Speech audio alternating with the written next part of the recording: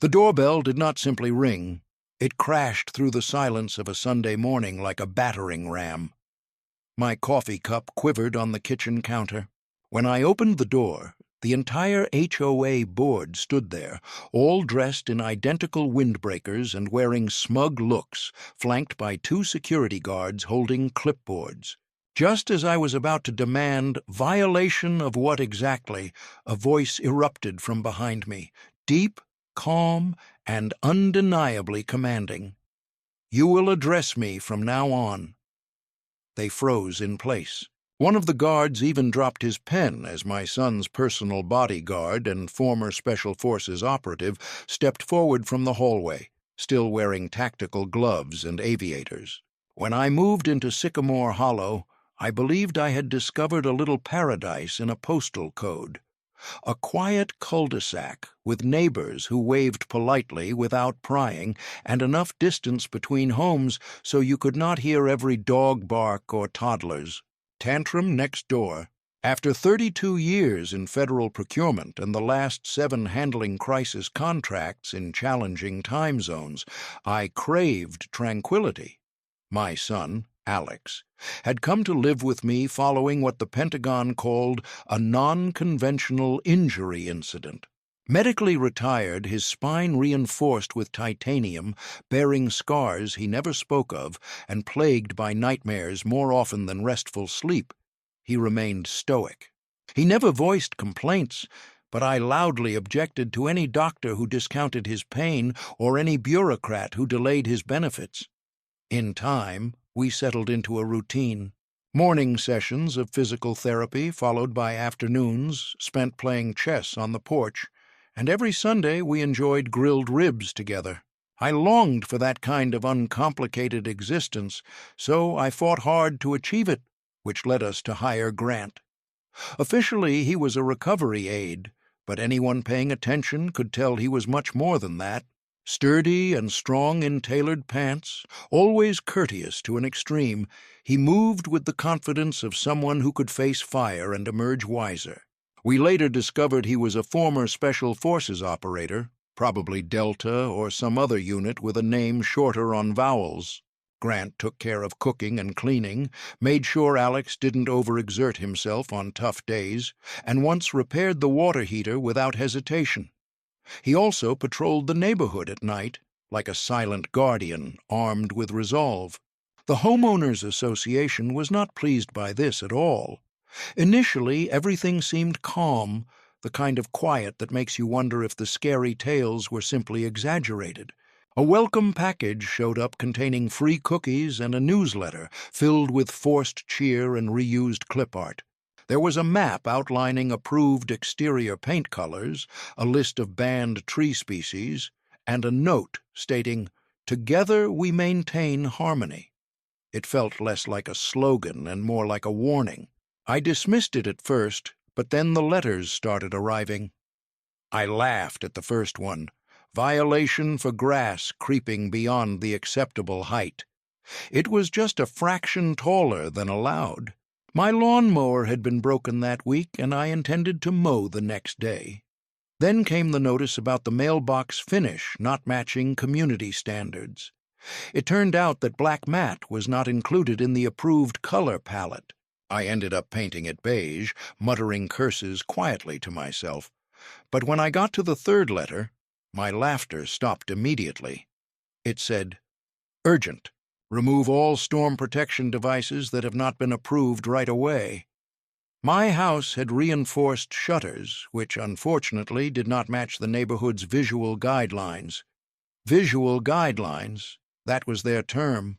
The exact same storm shutters that had survived a Category 4 hurricane without a single mark.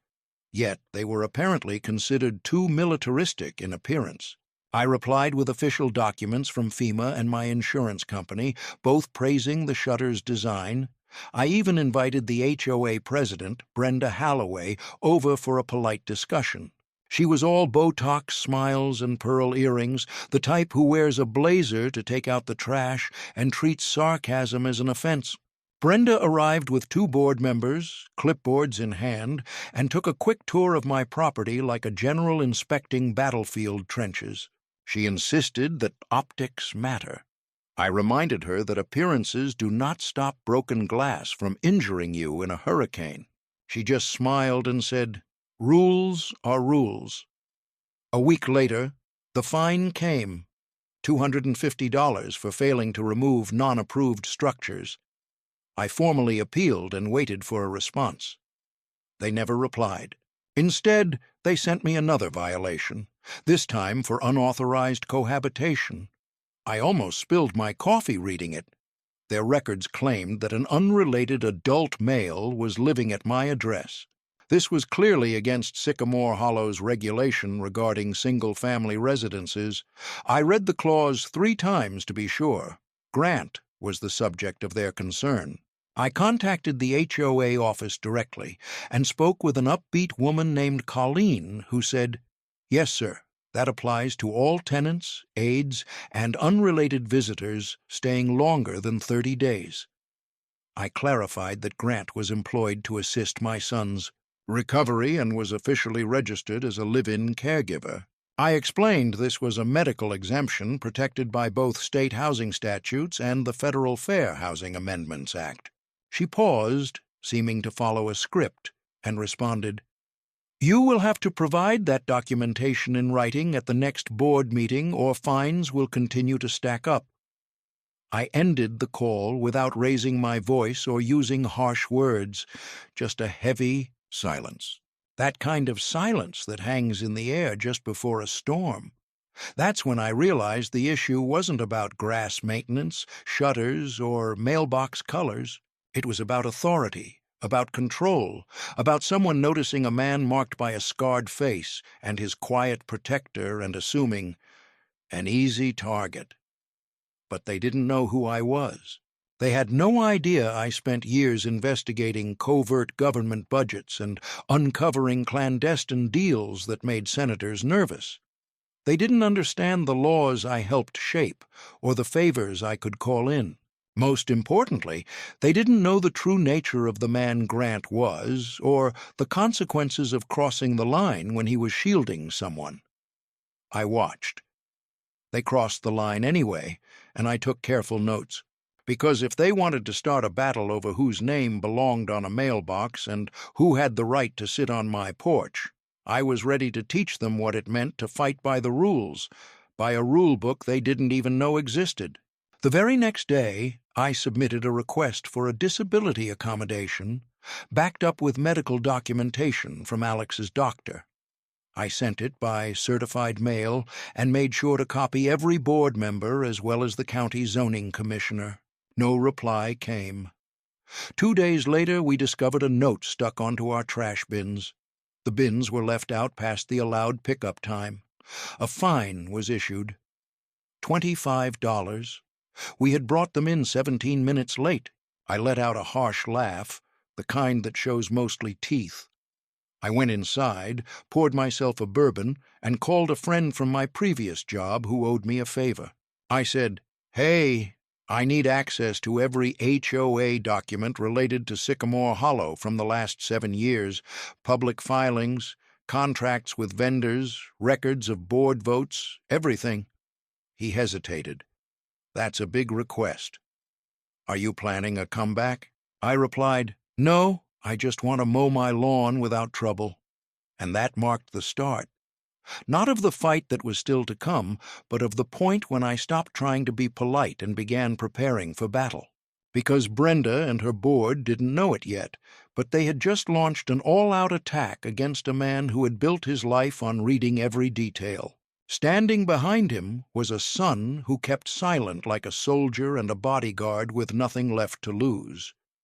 It began with a tiny black dome-shaped camera was hidden neatly under the street lamp's overhang at the corner of my front yard. I only noticed it because the morning sunlight hit the lens just right, creating a glint where nothing should have shined. Initially, I assumed it was some new security device, possibly put up by the city. However, When I contacted the utilities department, they said they had no record of such an installation. That was when I grew suspicious. I decided to walk around my property's perimeter and discovered a second camera tucked away beneath the community bulletin board 2 houses down, and a third one discreetly fixed under the HOA's freshly built decorative arch, which was supposed to add charm to the neighborhood. None of these cameras were facing the street. Every one of them was aimed directly at my home. Later that day, the warning letters started again.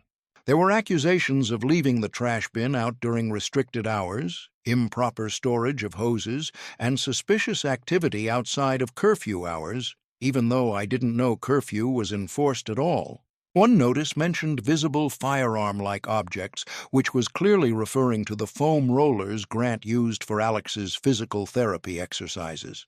2 HOA officials, who were always Brenda's favorites, began showing up sharply at 8 in the morning, measuring my grass height and sidewalk width using pink tape.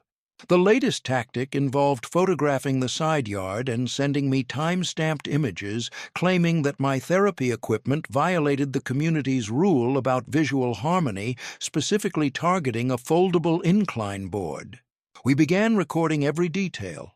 Every single knock, every letter, every unexpected HOA inspection. We set up our own surveillance cameras hidden among the bushes, tucked beneath the roof edges, and even one cleverly disguised as a birdhouse.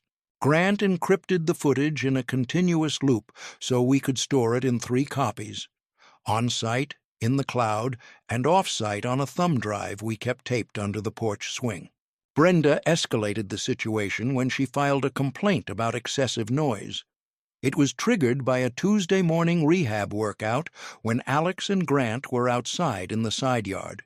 There was no shouting or music, just the occasional grunt from physical effort, as my son lifted a 5-pound medicine ball accompanied by Grant's quiet coaching. Brenda claimed this amounted to a military-like disturbance. Those were her own words, not mine. I requested to speak at a neighborhood board meeting to challenge the citation. She refused, saying it was a closed session due to sensitive matters. So I did what I do best, track down the paper trail in public HOA records. I discovered something strange, an entry buried in the expense report labeled Contracted Compliance Services for $18,750. That's when the name stood out. Holloway Civic Enforcement, LLC. A quick background check confirmed my suspicion. The company belonged to Kyle Holloway, Brenda's husband. A private firm hired to enforce HOA rules, send official-looking notices, and issue remediation orders, which explained the matching windbreakers. Pre-printed clipboards and the composed attitude of the HOA's enforcement team made it clear they were not volunteers. They were contractors on Brenda's payroll. I did not show any reaction openly. I allowed her to believe the advantage was still hers, but inwardly I was already positioning my moves carefully. First, I consulted with a local civil rights lawyer, a quiet man with intelligent eyes. He examined everything I had gathered, the selective enforcement, the false violations, the monitoring. He said they were walking on a legal tightrope and advised that my evidence was sharp as a razor. He recommended patience and careful planning. I took his advice seriously. The following week, we anonymously reported to City Code Enforcement about the cameras that had been installed without permits. Within 2 days, a very embarrassed maintenance crew came to remove them, admitting quietly that someone at City Hall was very upset. Soon after, we released a short video clip, not too aggressive, showing Brenda caught on a microphone in her backyard, telling a board member, "We need to pressure them more, make them uneasy. They will break eventually." We shared this on the local neighborhood forum under a new username called Quiet Neighbor Ray 4. It quickly spread throughout the subdivision, sparking fierce discussions. "This is unacceptable. Who are they going after? Could we be next?" responded the residents. Brenda answered with a letter, personally delivered, insisting the footage was obtained illegally. Threatening legal action was surprising since the entire conversation took place openly on a public sidewalk and was recorded by a camera technically located on my property, making it lawful, public, and time-stamped. Then the IRS request followed. We did not make accusations, we merely asked for a standard audit review of HOA Civic Enforcement LLC, pointing out suspicious payment practices and a lack of proper contractor disclosure. We included their publicly available 990 EZ form and highlighted several odd figures. The total payroll reported was $620, yet Brenda claimed the team consisted entirely of unpaid volunteers. The request was sent from a virtual private network using a public library's Wi-Fi and submitted under a false name. I think the alias was Bartholomew Granger because Grant has an unusual sense of humor. At the same time, I started printing every homeowners association communication, not only those addressed to me, but all neighborhood-wide notices, event announcements, and policy updates. I analyzed them using a stylometric tool, a small program I developed during my federal contracting work that identifies language patterns, recurring phrases, and hidden signatures in writing. The findings confirmed my suspicions. Every notice, even those supposedly written by the entire board, bore Brenda's unique style. It was not a democratic process, but a one-woman rule, approved by individuals either too weak-willed or too scared to oppose her. One morning I awoke to find a chalk outline drawn in front of my driveway. Not a scene of a crime. No, that would have been too obvious. It was simply a stick figure doing push-ups with the word "Tacticool" printed below in block letters. Next to it was a printed HOA letter. It was a reminder. Outdoor workouts were not allowed before 9 a.m. I laughed. Really laughed. Not because it was amusing, but because it felt so desperate. Brenda was clearly losing control. And in power struggles, desperation always leads to mistakes. That same week, I saw one of her board members, Chuck, a retired orthodontist with too much free time and no courage, sneak into our side yard to measure the distance between our deck railing and the neighbor's fence. I stepped outside with a camera and offered him some coffee. He ran away as if he had been caught stealing government secrets. A week after that, we filed for a restraining order. The charges were persistent watching, coordinated harassment, and retaliatory enforcement of rules that were not legally binding. The case did not hold, but it shook them deeply because every move they made had to now be considered against the possibility of going to court. We stopped hiding. We ceased hiding behind legal jargon or begging for courtesy. We started setting tripwires, and Brenda kept falling for every single one. At the next board meeting, she attempted to introduce a new rule that would ban security contractors from living in the neighborhood. She claimed it was not aimed at anyone in particular, but was intended to preserve the community's aesthetic values. That evening, the proposed rule was leaked to a local advocacy group for disability rights reshared the post on Twitter. Within 2 days, Brenda was overwhelmed with messages accusing her of being a bigot, a bully, and a threat to fair housing. Someone spray-painted the phrase, "Not all heroes are hoes," on the neighborhood park gazebo. The homeowners association tried to clean it up, but by then the story had taken hold. People began whispering, not just about us, but about Brenda, Kyle's small enforcement company, secret deals, contracts, and power maneuvers. Whispers turned into rumors. Rumors built momentum. And momentum, well, that turned into an avalanche.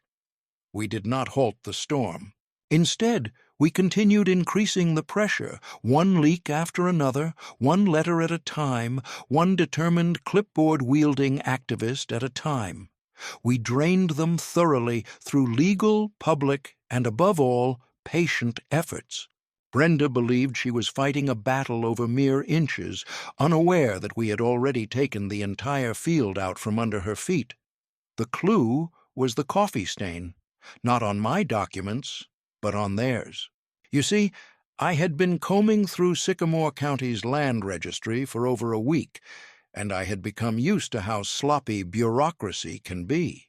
Files misplaced in incorrect years, papers photocopied askew, and yes, the occasional coffee spill from a county clerk who enjoyed strong espresso and chaotic records. But on page 63 of Archive File 42A, hidden beneath 3 decades of annexation forms and easement requests, I discovered a brittle yellowed paper dated February 19, 1972, bearing a faded blue stamp from the County Land Management Office. At the top, bold typewritten letters declared it a special use exemption covenant for the Willow Tributary Agricultural Corridor, now known as Sycamore Hollow. My hands actually shook as I read through it. The document was clear and direct, almost startling in how transparent it was. It stated that every lot within a certain zone around the now dried-up Willow tributary was legally immune from any future civic, municipal, or private efforts to enforce residential restrictions.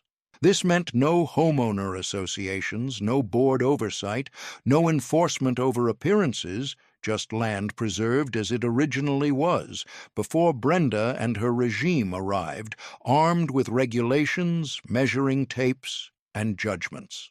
My parcel was explicitly listed, Parcel 1412C, written in ink older than Brenda herself. I ran my thumb over it again and again, realizing this was not a mere loophole but a stronghold that had always existed. The HOA never held any authority over me, none at all. Every fine, every warning, every late-night visit was legally invalid. I exhaled deeply and closed the folder. Had I been another person, I might have stormed into Brenda's office right then and dropped the paper on her desk like a courtroom bombshell. But I had learned patience. Brenda was not finished climbing, and people like her never just fall. Unless they have a ladder of their own, I decided to secure the covenant by folding it into a weatherproof cover. Then I locked it away in my gun safe and poured myself some whiskey. Our plan was to handle this calmly and carefully before making our move. However, the final blow came sooner than I had anticipated. Instead of receiving a letter, there was a heavy, purposeful knock at the door. When I opened it, I found 3 men dressed in black polo shirts with matching pants and boots. Their uniforms bore patches labeled Community Enforcement Division, and one carried a body camera that seemed switched off since its red light was not blinking. They held clipboards and radios, trying to look serious like security guards pretending to be SWAT. The tallest among them spoke first. He said, "Sir, we are here to deliver notice of immediate administrative eviction on behalf of the Sycamore Hollow Residential Oversight Board." I was taken aback and asked him to repeat himself. He explained, "Due to non-compliance with Protocol 7C and unauthorized long-term guest residency, your household has been found in ongoing violation of Articles 12, 14, and 21. You must leave within 72 hours or face removal and civil penalties." He handed me a thick folder filled with documents mostly written in tiny font and complicated legal language. I did not take it. Instead, I turned and called into the house. "Grant, we have a problem." Grant emerged from the hallway like a ghost. He was dressed in... He wore sweatpants and a T-shirt, but the way he moved made the men recoil. His eyes never blinked. His arms stayed still as he walked. His presence dominated the doorway like someone accustomed to commanding attention without raising his voice. "Identification," he said sharply. The tallest man blinked. "We've already given verbal notice." "That meets local requirements." "No, it does not," Grant interrupted. "You are not law enforcement. You're private contractors pretending to be government agents. That is a felony under Title 18, Section 912. You are roughly 30 seconds away from ending up on a watch list you never knew existed. Grant, come forward, slow and deliberate. You have been recorded from 5 different angles. You brought false legal documents to federal property, and now you stand on private land under false pretenses. This means I'm about to detain you, or you can leave right now and pretend this place never existed. The second man, smaller and sweating, muttered something quietly and began to retreat. The leader glanced down at his clipboard, then at Grant, then back at me. You can't intimidate us. We are operating under board authority. You mean Brenda's authority? I asked. Because your company, HOA Civic Enforcement, is not registered with the state contractor agency. I verified this morning. You have no bond, no license, and unless you want to explain to the local sheriff why you're wearing counterfeit badges and threatening disabled veterans. On Tuesday, I suggested you begin walking. Grant gave a small smile, just enough to indicate he was serious. The third man turned and left. The tall one hesitated briefly, as if weighing loyalty against self-preservation, then followed. I closed the door gently, no slam, just the soft click of control returning. That felt like a pivotal moment, I said. Grant nodded. They are becoming careless. Good, I replied. We are nearly there. What Brenda was unaware of, and could not have known, was that I had already sent a copy of the 1972 Covenant to 3 separate places: the county clerk, the regional zoning board, and the department responsible for housing compliance. I submitted it as a formal objection to the HOA's authority over a historic exemption zone. This meant that even if Brenda attempted to enforce any rules, they would be flagged. Once the county completed processing, that exemption would be reinstated on the official zoning map, publicly accessible, undeniable, and legally binding. But that was not all. I forwarded the covenant to my attorney, along with a detailed list of every HOA action taken against me since moving in. He called me 2 hours later. You have a strong case for punitive damages, he said, citing multiple breaches of the Fair Housing Act, illegal surveillance, and efforts toward fraudulent eviction.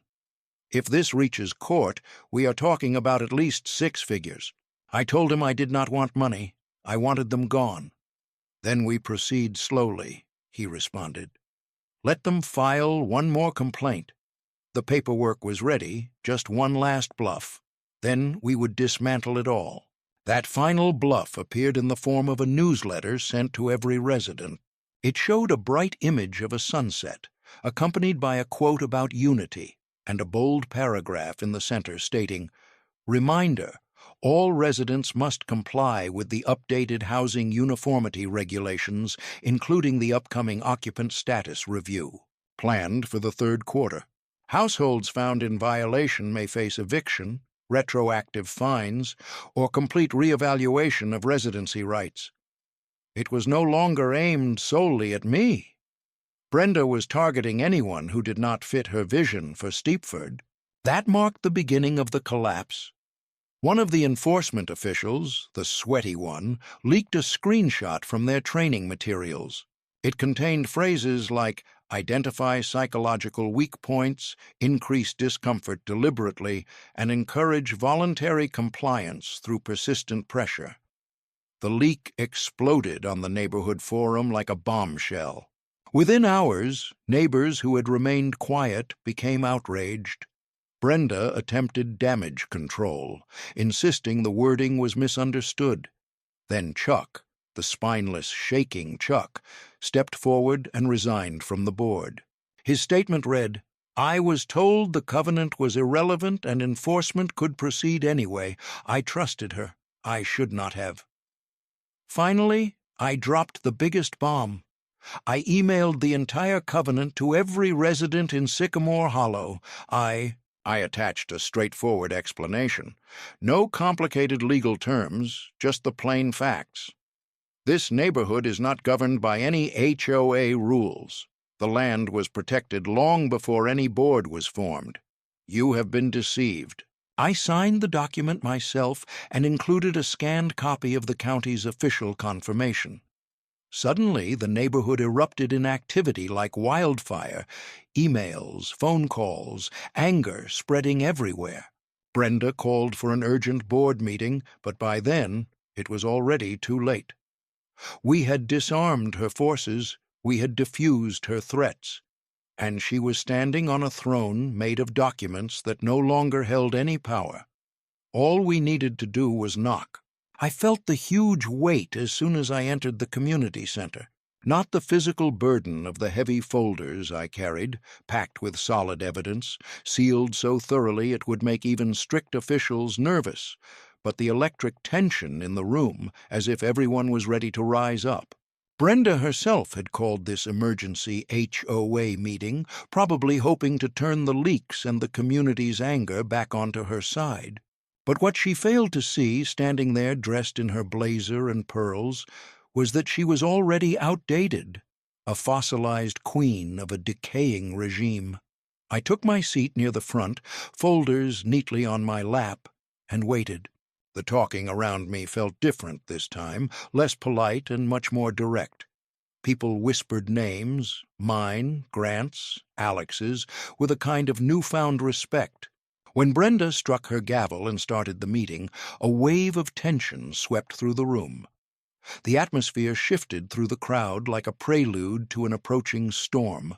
"Good evening," she started, her tone slightly too bright and overly practiced. Due to the recent spread of false information through unofficial means, the board felt compelled to confront community worries head-on. "False information? That is rich," I declared before she could continue her address. "Point of order," I said firmly, making her stop. "As a member directly impacted by the board's decisions, I demand to speak to the assembly." Brenda opened her mouth to oppose, but something from the audience held her back. Perhaps it was the numerous phones raised, ready to stream live. Maybe it was the dozen folded arms and piercing stares fixed on her. Regardless, she nodded stiffly. I stepped forward, arranged the folders carefully on the podium, and took a measured breath. For the last 8 months, I began with a steady voice.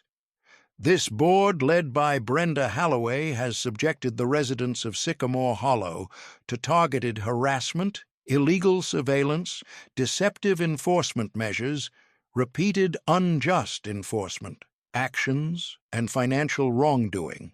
Gasps and murmurs rippled through the room. I allowed the silence to settle for a moment. Then I opened the first folder and extracted the 1972 Land Covenant, now newly certified by the County Recorder's Office. First, the legal basis. This community, specifically every house plot bordering the Old Willow tributary, was exempt from future control under any private authority, including HOAs, was addressed as of February 19, 1972. I turned over the document revealing the map with our lot numbers clearly marked. This board never held legal control over our properties. Every penalty, every notification, every enforcement measure was carried out without legitimate authority. Simply put, they lacked any power here. I paused to let that settle in. Brenda moved behind me, her smile fading into a grim expression. Someone clapped once from the back, then stopped abruptly. I pressed on, pulling out the next batch. Screenshots of enforcement notices aligned with timestamps from surveillance cameras installed illegally without permits, images of unauthorized inspections, and finally, payment ledgers from Halloway Civic. Enforcement LLC, showing Brenda's husband profiting directly from the fines the HOA collected. "This is not mere mismanagement," I declared. "This is outright racketeering. This represents surveillance abuse. This violates civil rights protections for disabled residents under the Fair Housing Amendments Act. And this," I placed the final page on the table, "is a letter drafted by my lawyer. A formal notice of upcoming litigation demanding damages, both punitive and compensatory, against Brenda Holloway personally as HOA president and against the HOA as a whole for failing in oversight.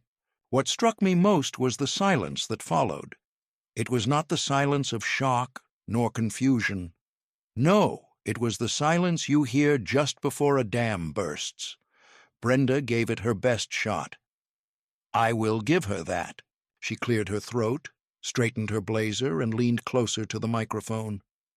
These are grave accusations, she said, her voice shaking beneath its practiced polish. We must avoid making hasty judgments now that we have the county's confirmation. Suddenly, a voice came from the middle section. Mr.